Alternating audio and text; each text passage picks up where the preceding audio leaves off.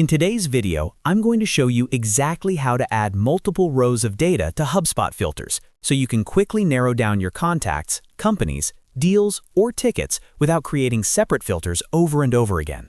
This is incredibly useful when you have a list of values you want HubSpot to match against, like multiple email domains, company names, EAL stages, or custom property values.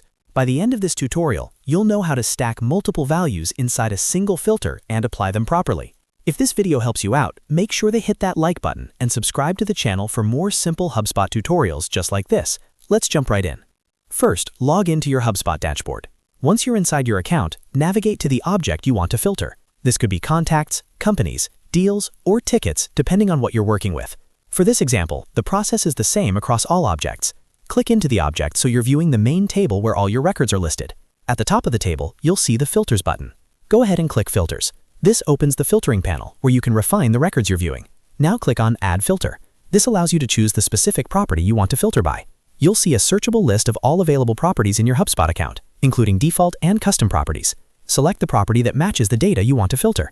Now let's talk about adding multiple rows of data inside a single filter.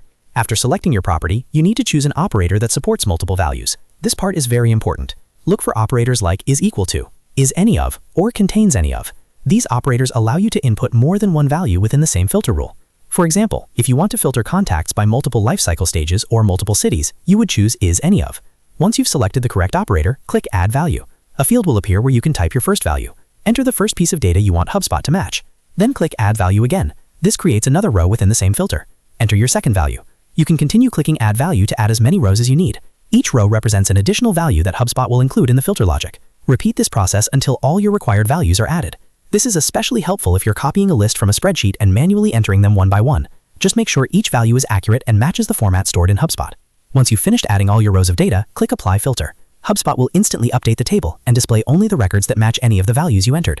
If you need to make changes, you can reopen the filter, edit the values, remove an individual rows, or add more as needed. And that's it. That's how you add multiple rows of data to HubSpot filters quickly and efficiently. This method keeps your filtering clean and avoids creating unnecessary separate filter groups.